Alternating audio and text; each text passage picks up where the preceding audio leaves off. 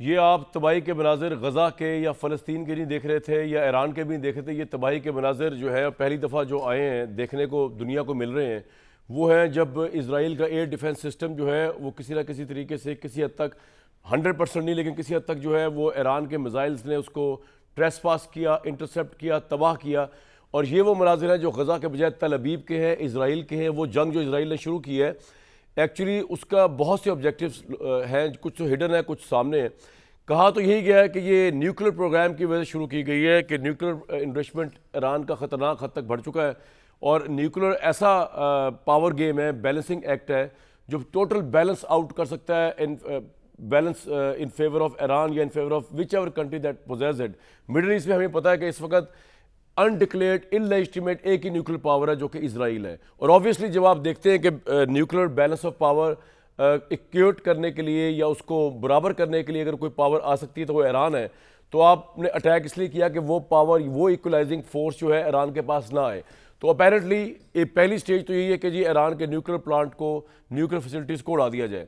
پھر اسرائیل یہ بھی کہتا ہے کہ جی ہم نے وہاں پہ اسرائیل کو, وہاں پہ رجیم کو چینج کرنا ہے, وہاں کا جو ریلیجیس ریولوشنری رجیم ہے اس کو چینج کرنا ہے. اور پھر وہ یہ بھی سمجھتے ہیں کہ وہاں سے جو شاہ جو بہت بڑے کٹ پتلی ہوا کرتے تھے امریکن گورنمنٹ کے, اور ان کا بیٹا یا اس کا آگے نسل کے جو لوگ ہیں ان کو دوبارہ لا کے یہاں بٹھایا جائے ایران کے اندر. یہ بھی ایک تیسرا ان کے ذہن میں سٹیج چل رہا ہے. لیکن یہ سیکنڈ سٹیج ہے, بلکہ جو پہلا سٹیج ہے ایران کا نیوکلیر ویپن ختم کرنا, وہ اٹسیلف بڑا خطرناک ہے. اور اس نے اس سوال کو بہت زیادہ امپورٹنس دے دی ہے کہ کیا امریکہ اسرائیل کے ساتھ ڈائریکٹلی اس وار میں آئے گا. اس کی وجہ ہے اسرائیل اپنے طور پر تباہی پھیر سکتا ہے تہران کے اندر, وہ کر بھی رہا ہے, ایران کے اندر تباہی پھیر سکتا ہے, اس کو بھی تباہی سہنی پڑ رہی ہے جب تل ابیب پر اٹیک ہو رہے ہیں.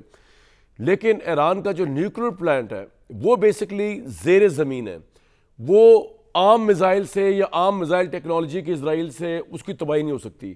وہ اتنا زیر زمین ہے کہ اس کے لیے میں آپ کو ایک رپورٹ شیئر کر دیتا ہوں آپ کے ساتھ. امریکہ کا ایک ہی جہاز ہے دنیا میں جو ٹیکنالوجی ہے جس کے پاس یہ ٹیکنالوجی ہے کہ وہ ایران کے زیر زمین نیوکلیر پلانٹ کو باہر سے بیٹھ کے میزائل کے ذریعے, بامبر طیارے کے ذریعے, یہ آپ کی اسکرین پہ چل رہا ہے, یہ ہے B-2 اسپرٹ. یہ امریکی فضائیہ کا اور دنیا کا سب سے مہنگا اور ٹیکنالوجی بھرپور پوشیدہ بمبار ہے. B-2 اسپرٹ خاص طور پہ دشمن کے ریڈار سے بچنے کے لیے ڈیزائن کیا گیا ہے. اس کی حد پرواز رینج تقریباً 11,000 کلومیٹر ہے. دوران پرواز ایندھن بھرنے کی صورت دنیا کے کسی بھی حصے میں اس کو پہنچا سکتی ہے. یہ طیارہ دشمن کی حدود میں خاموشی داخل ہوتا ہے اور انتہائی تباہ کن ہتھیار لے جانے کی صلاحیت رکھتا ہے. اور یہ وہ واحد طیارہ ہے جو ایران کے اہم نیوکلیر پلانٹس جیسے نتزن, فروف اور ادراک زیر زمین جو واقع ہے ان پر مضبوط کنکریٹ کے تہے موجود ہیں ان کو تباہ کر کے نیچے اتر سکتا ہے. یہ آپ اس کی ایک ڈیمانسٹریشن دیکھ رہے ہیں, ایک 3D ڈیمانسٹریشن. یہ اس طرح اٹیک کرتا ہے. اور یہ جو B-2 اسپرٹ ہے اس کے پاس بینکر بسٹر سسٹم ہے, دنیا میں کسی کے پاس نہیں سوائے امریکہ کے. یہ تقریباً 60 میٹر زمین یا 200 فٹ کنکریٹ کے پہاڑ کو اندر تک توڑ سکتا ہے. تو اب نیوکلیر پلانٹ کو لے کر اسرائیل امریکہ کو یہ کہہ سکتا ہے کہ جناب آپ آ جائیں اس جنگ کے اندر, کیونکہ ہمارے پاس تو ٹیکنالوجی نہیں ہے, یہ ٹیکنالوجی آپ کے پاس ہی ہے, آپ ہی اس پہ ٹرینڈ ہے اور اس کو امریکن پائلٹس کے علاوہ کوئی چلا بھی نہیں سکتا. تو اس وقت ڈونلڈ ٹرمپ کے لیے فیصلہ کن گھڑی ہے. ایک طرف وہ وعدے کر کے آئے ہیں الیکشنز کے اندر کہ جناب میں تو دنیا میں پیس پھیلانے آیا ہوں. وہ پاکستان انڈیا کی وار میں سے بھی کہہ رہے تھے کہ مجھے پیس کا نوبیل پرائز کا کینڈیڈیٹ ہوں, مجھے ملنا چاہیے. دوسری طرف یہاں پر وہ پرابلم ہے, ان کے لیے بڑی فیصلہ کن گھڑی ہے. وہ اسرائیل کو ناراض بھی نہیں کر سکتے, وہ ایران کو نیوکلیر انریچمنٹ کرنے بھی نہیں دے سکتے.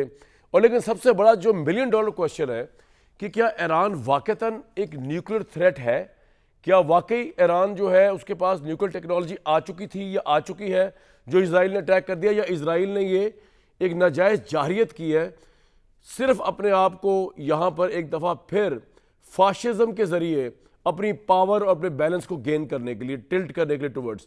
تو اس میں ایک بڑی انٹرسٹنگ ڈسکشن ہوئی ہے امریکہ اور انگلینڈ کے دو جرنلسٹ کے درمیان, پیئرس مورگن اور مسٹر مہدی. تو پیئرس مورگن نے یہ ٹویٹ کیا تھا کہ جو رپورٹ آئی ہے اس کے حساب سے ایران از اے امیرنٹ نیوکلیر تھریٹ, اس لیے اسرائیل نے اٹیک کیا ہے. لیکن اس کے اوپر جو فیکٹس بتائے ہیں دوسرے اینکر نے, مسٹر مہدی نے, وہ بڑے انٹرسٹنگ ہے, وہ ذرا آپ سن لیں. اور اس میں کوئی دو رائے نہیں ہے کہ ایران کا یہ جو ایران پہ جو حملہ کیا گیا، اگر اس حملے کا مقصد یہ تھا کہ ایران کو نیوکلیر ویپنز سے ڈسکریج کیا جائے، وہ ایران جو آلریڈی امریکہ کے ساتھ مذاکرات میں ہیں، تو میرا خیال سے ایران جو ہے وہ مزید سیریسلی سوچ رہا ہوگا کہ نیوکلیر ویپن ہونے چاہیے، کیونکہ وہ دیکھتا ہوگا کہ یار خطے میں اگر وہ نظر دوڑائے، چائنا نیوکلیر ویپن ہے، دنیا کی کوئی طاقت اسے لڑنے کے کو تیار نہیں، پاکستان نیوکلیر ویپن ہے، انڈیا جو ہے 2 دن کی وار کے بعد بھاگ گیا، تو ایران تو سوچتا ہوگا کہ ہمیں نیوکلیر ویپن کے اور قریب جانا چاہیے اور انریچمنٹ کے قریب جانا چاہیے، تاکہ اس طرح ہمیں جو چاہے منہ اٹھا کے اسرائیل جب دل چاہے تھپڑ نہ کرا دے۔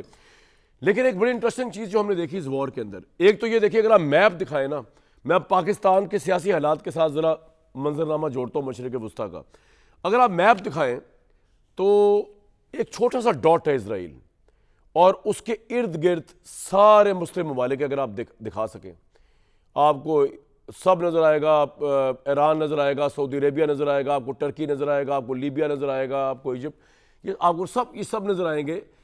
لیکن جس طرح مسلمان کنٹریز آپس میں ڈس یونائٹڈ ہے نا، بالکل اسی طرح پاکستان کا سیاسی منظرنامہ تقسیم کا شکار ہے۔ ایران کے اندر وہاں کی بڑی ہیوی اپوزیشن ہے، لیکن جب حملہ ہوا اسرائیل کا تو وہاں کی اپوزیشن نے ڈیفینڈ کیا ایران کی گورنمنٹ کو، انہوں نے کہا کہ رجیم چینج نہیں ہونے دیں گے۔ پاکستان میں ایسا آپ کو کبھی دیکھنے کو نہیں ملے گا۔ یہاں پہ 2 دن 4 دن 3 دن کی جو جنگ ہوئی، اس میں کوئی پارٹی کچھ اور کہہ رہی تھی، کوئی کچھ اور کہہ رہی تھی، ایک پارٹی کچھ اور ہی کہہ رہی تھی۔